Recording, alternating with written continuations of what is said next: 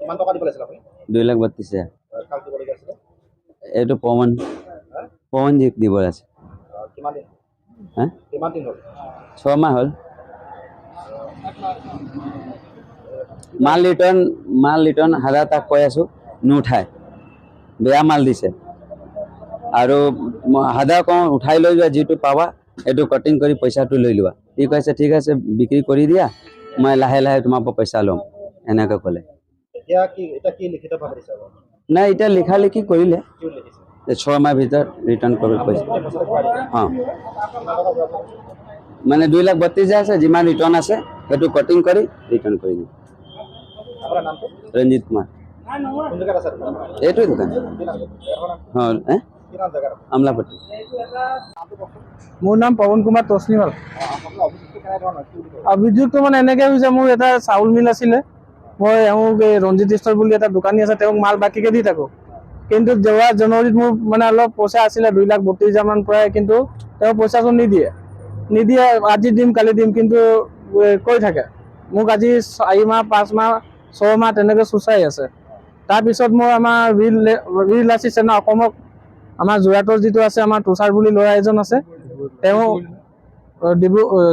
তেওঁক মই জনালোঁ। তেওঁ আমাৰ ডিব্ৰুগড় জিলা সমিতিলৈ অভিযোগটো মানে কথাটো পাতিলে। কথা পাতি দিয়াৰ পাছত তেওঁলোকে আমাৰ ইয়াত আহি এতিয়া মোৰ লগত মানে লাগি মেলি মোৰ পইচাটো ঘূৰাই দিয়াটো উচিত ব্যৱস্থা কৰা হৈছে, আৰু চুক্তিমতে এই পইচাটো ঘূৰাই দিম বুলি কৈছে। মই মানে বিল আছিছনাক ধন্যবাদ জনালোঁ।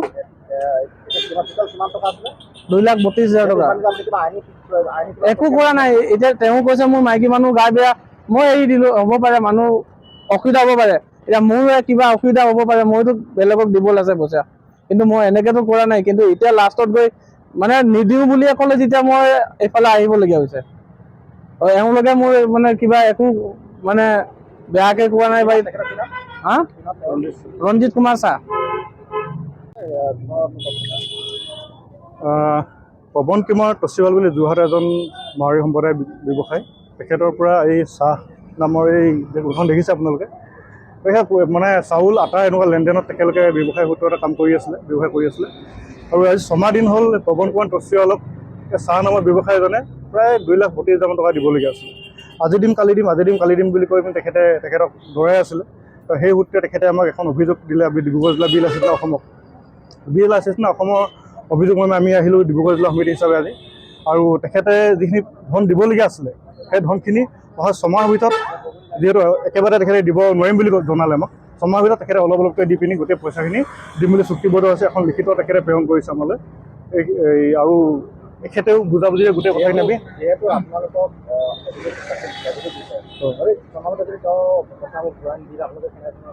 তেখেতে আমি ধৰক আমি আপোনালোকে নিশ্চয় অৱগত, অসমবাসী বিল আছিছনা অসমে কেতিয়াও জাতি ধৰ্ম ভাষা হিচাপে আমি কাম নকৰোঁ। আজি এজন মাৰোৱাৰী সম্প্ৰদায়ৰ ব্যৱসায়ী, আমি তেখেতক সহযোগ কৰিবলৈ আহিছোঁ। এজন বিহাৰী সম্প্ৰদায়ৰ ব্যৱসায়ী, তেখেতক আমি জনাইছোঁ যে আপুনি মানৱতাৰ খাতিৰত ব্যৱসায় লেনদেনৰ খাতিৰত আপোনালোকে যিখিনি কৰিব লাগে, যিখিনি কৰণীয় আপোনালোক প্ৰাপ্যখিনি তেখেতক দিয়ক। আৰু যদি নকৰে বিল আছিছনা সময়ত আমাৰ নিজৰ স্থলত আমি কাম কৰিম। তেখেতৰ যিখিনি বিহিত ব্যৱস্থা ল'ব লাগে বিল আছিছনা সময়ত আপোনালোকে অৱগত, আমি উগ্ৰতাৰে কামখিনি কৰোঁ। আৰু যদি সময়ত তেখেতে তেখেতক প্ৰাপ্য ধনখিনি নিদিয়ে, আমি উগ্ৰতাৰে যিখিনি কাম কৰিবলগীয়া বিল আছিছনা সময়ত স্থলত কৰিব।